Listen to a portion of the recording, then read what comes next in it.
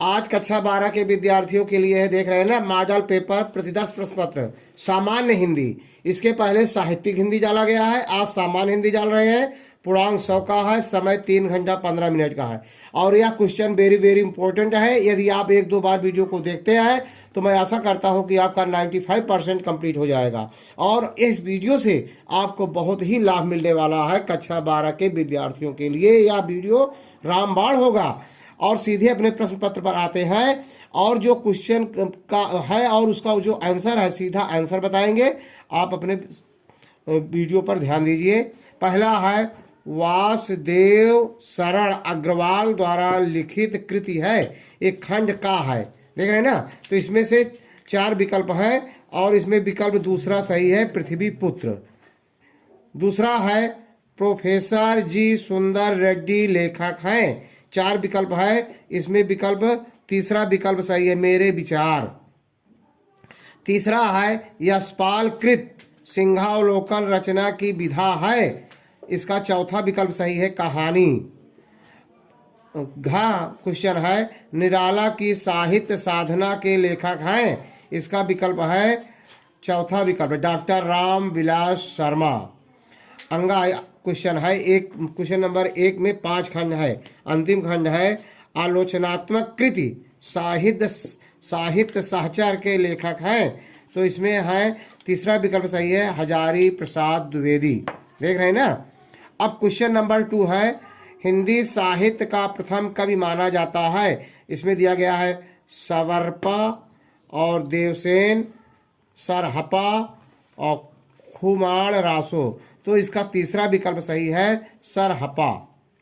दूसरा है खा क्वेश्चन है नई कविता युग की रचना है, खुशबू के शिलालेख। अगला है तार सप्तक का प्रकाशन वर्ष है 1943, 3-4 विकल्प दिए गए हैं, दूसरा विकल्प इसका सही है। भारतेंद्र हरिश्चंद्र द्वारा प्रकाशित पत्रिका है, इसमें दिया गया है कौन सा विकल्प सही है, तीसरा, कवि वचन सुधा। अगला है रीत काल की सर्वाधिक महत्वपूर्ण प्रवृत्ति है श्रृंगारिकता। क्वेश्चन नंबर 3 है दिए गए गद्यांश पर आधारित निम्नलिखित प्रश्नों के उत्तर दीजिए। बहुत सावधानी पूर्वक सीरियसली से इस प्रश्न को आपको पढ़ना है। और नीचे प्रश्न पूछे गए हैं, राष्ट्रीय जन के किसके साथ दाम्पत्य प्राप्त किया, ताद अपत्य प्राप्त किया है, राष्ट्रीय जन का जीवन भी कब तक अमर है। इस तरह से पूरा प्रश्न है, इनका आंसर इसी में है, देख रहे हैं ना आपका। अगला है अथवा करके दिया गया है, चाहे इसको पढ़ेंगे आप, गद्य को पढ़ करके नीचे पूछे गए प्रश्न का उत्तर इसी में संग्रहित है, आपको मिल जाएगा। चौथा क्वेश्चन है दिए गए पद्यांश पर आधारित निम्नलिखित प्रश्नों के उत्तर दीजिए। एक प्रश्न आपको पढ़ना है पद्य को, और या नीचे प्रश्न पूछे गए हैं, ये सभी प्रश्नों के उत्तर इसी में मिल जाएंगे आपको, आपके टेक्स्ट बुक का है।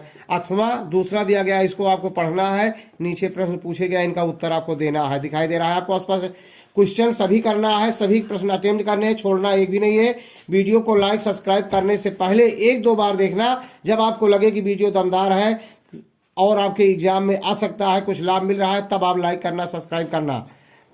क्वेश्चन नंबर 5 है निम्नलिखित में से किसी एक लेखक का साहित्यिक परिचय देते हुए उनकी कृतियों का उल्लेख कीजिए। शब्द सीमा 80 आपके किताब में है, देख के लिख देंगे, याद कर लीजिएगा, और उसके बाद आपको कंप्लीट हो जाएगा तो आप लिख सकते हैं। डॉक्टर कन्हैयालाल मिश्र प्रभाकर, डॉक्टर हजारी प्रसाद द्विवेदी, हरशंकर परसाई, किन्हीं एक का लिखना है आपको।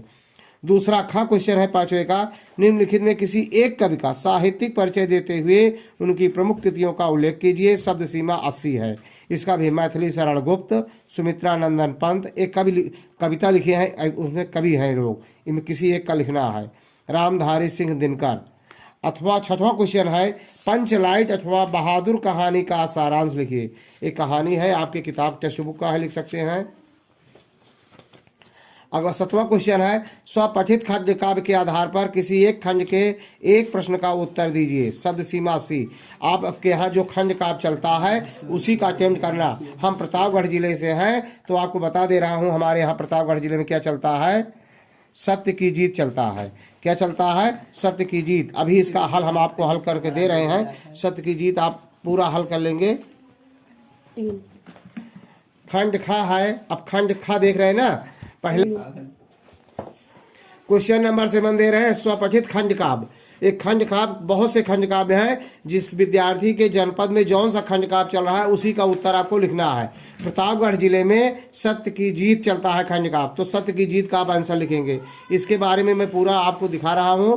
और इसके पहले मैंने साहित्यिक मॉडल पेपर डाला है, साहित्यिक हिंदी का, आज सामान्य हिंदी का है। अगला देखते हैं, खंड खा है क्वेश्चन नंबर 8। दिए गए संस्कृत गद्यांशों में किसी एक का संदर्भ हिंदी में बयानबाद कीजिए। इसको पढ़ करके अथवा लिखा गया है, चाहे इसको चाहे इसका संदर्भ सहित व्याख्या करना है आपको। देख रहे हैं, पद का है, श्लोक का है, अथवा दिया गया है, इसके पहले पूरा श्लोक दिया गया है, इसका साथ संदर्भ सहित व्याख्या आपको करना है। आपकी किताब का है, टेक्स्ट बुक का है, किसी भी क्वेश्चन को आपको छोड़ना नहीं है। यदि आपको टॉप करना है तो सभी क्वेश्चन अटेम्प्ट करने होंगे। जो ऑब्जेक्टिव टाइप क्वेश्चन है उनका हल आपको जरूर मिलेगा। वीडियो को पूरा देखना, जब आपको अच्छा लगे तब आप लाइक करना, सब्सक्राइब करना, शेयर करना। क्वेश्चन नंबर 9 है, निम्नलिखित मुहावरों और लोकोक्तियों में से किसी एक का अर्थ लिखकर वाक्य में प्रयोग कीजिए। हाथ कंगन को आरसी क्या, आरसी क्या। दूसरा है, आंखों का तारा होना, आंखों का तारा होना, इसका अर्थ होगा अत्यधिक प्रिय होना।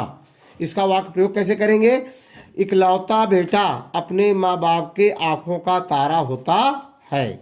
ये आपका 2 नंबर का है, एक अर्थ लिख देंगे और एक वाक्य प्रयोग कर देंगे, 2 नंबर आपका कंप्लीट हो गया। क्वेश्चन नंबर 10 है, निम्नलिखित वाक्यों के संधि विच्छेद के सही विकल्प का चयन कीजिए।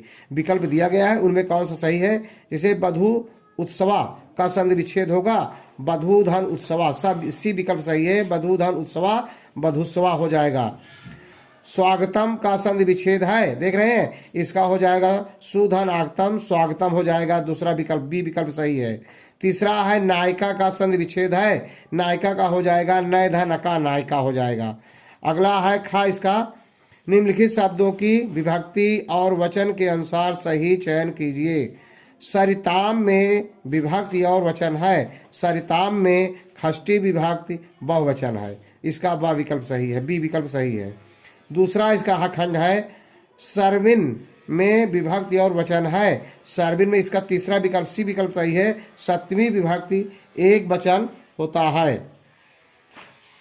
क्वेश्चन नंबर 11 है, निम्नलिखित शब्द युग्मों का सही अर्थ चयन करके लिखिए। वेरी वेरी इंपॉर्टेंट है। अविराम, अभिराम, अविराम माने होता है, विराम माने रुकना, तो अ लग गया उल्टा हो जाएगा। अविराम माने सदैव चलते रहना, निरंतर चलते रहना बिना रुके हुए, और अभिराम माने होता है सुंदर, तो इसका दूसरा विकल्प सही है, बिना रोके या लगातार और सुंदर। इसका दूसरा विकल्प, दूसरा क्वेश्चन है, बात और वात, बात का अर्थ है वार्ता, किसी से आप बातचीत करते हैं तो है बात, और वात का अर्थ होता है हवा, तो इसका पहला विकल्प सही है, बात और वात का अर्थ है वार्ता और हवा। खा खंड है इसका, निम्नलिखित शब्दों में से किसी एक शब्द के 2 अर्थ लिखिए। जैसे इसमें है द्विज, द्विज माने होता है ब्राह्मण, क्या होता है, द्विज माने ब्राह्मण, और दांत भी होता है, इस तरह से और इसके अर्थ है, अपना देख लेना। अगला है, निम्नलिखित वाक्यांशों के लिए एक शब्द का चयन करके लिखिए। जो ईश्वर में विश्वास करता है उसको कहते हैं आस्तिक, क्या कहते हैं, आस्तिक, चौथा विकल्प सही है। जानने की इच्छा रखने वाला, देखिए जिज्ञासा मत करना, जिज्ञासा माने जानना होता है, लेकिन जानने की इच्छा रखने वाला जिज्ञासु हो जाएगा, सी विकल्प इसका सही है। घा है, निम्नलिखित में से किन्हीं 2 वाक्यों को शुद्ध करके लिखिए। उसने 3 पुस्तकें खरीदा, इसका होगा उसने 3 पुस्तक खरीदा, पुस्तकें नहीं 3 पुस्तक खरीदा। कृपया मेरे सामानों पर ध्यान रखना, तो इसका हो जाए कृपया मेरे सामानों पर ध्यान दीजिएगा या ध्यान दीजिए। अगला क्वेश्चन है, वीर अथवा करुण रस के लक्षण उदाहरण दीजिए। Very very important. यमक अथवा श्लेष अलंकार है, खा क्वेश्चन है, 12 का खा खंड है। यमक वह शब्द पुनः पुनः पढ़े, अर्थ और ही और, सूर्य यम का अलंकार है, कहे सुकब सिरमोर, मतलब जहाँ पर एक शब्द बार बार आए और अर्थ भिन्न भिन्न हो वहाँ यमक अलंकार होता है। जैसे कनक कनक ते सौगुनी, माँ दिखता ते अधिकार, ते नर खाए बौरात है, ते नर पाए बौरात। कनक, एक कनक का अर्थ है धतूरा, एक कनक का अर्थ है सोना। सोना अधिक पाने पर भी आदमी पगला जाता है और धतूरा खाने से भी पगला जाता है।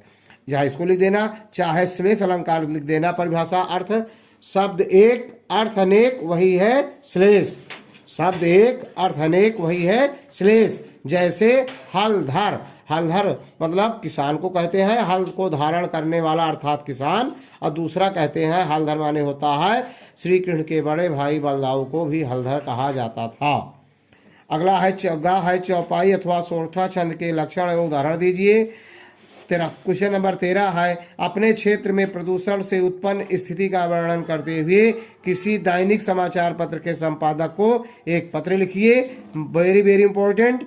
अथवा किसी बैंक के शाखा प्रबंधक को स्कूल यूनिफॉर्म ड्रेस की दुकान खोलने हेतु ऋण प्राप्त करने के लिए आवेदन पत्र लिखिए। क्वेश्चन नंबर 14 है, निम्नलिखित विषयों में से किसी एक पर निबंध लिखिए। स्वच्छता अभियान, जन जन का कल्याण, वेरी वेरी इंपॉर्टेंट, पर्यावरण प्रदूषण और निराकरण के उपाय। तीसरा है बढ़ती जनसंख्या विकास में बाधक।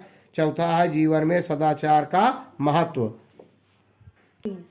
ये जो क्वेश्चन था आपका ना खंड काव्य वाला जो था, जो हमने बताया कि प्रतापगढ़ जिले में सत्य की जीत चलती है, तो देखिए सत्य की जीत द्वारका प्रसाद महेश्वरी द्वारा लिखा गया है। एक किस किस जिला में चलता है देख लीजिए। झांसी, बदायूं, प्रतापगढ़, रामपुर, पीलीभीत, लखनऊ, इटावा, बलिया, बिजनौर, इतने जिला में चलता है।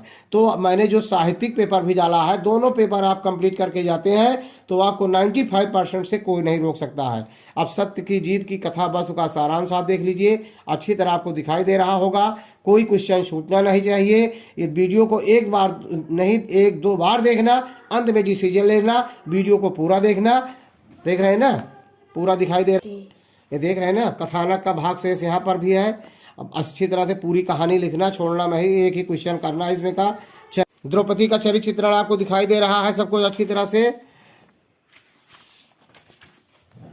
देख रहे हैं। दुशासन का है, धृतराष्ट्र का है, ये पूरे में किसी का भी पूछा जा सकता है तो आप लिख देंगे पूरा पूरा पूरा आपको नंबर मिलेगा। यदि वीडियो अच्छा लगा हो तो लाइक करना, सब्सक्राइब करना, शेयर करना। जय हिंद, जय भारत।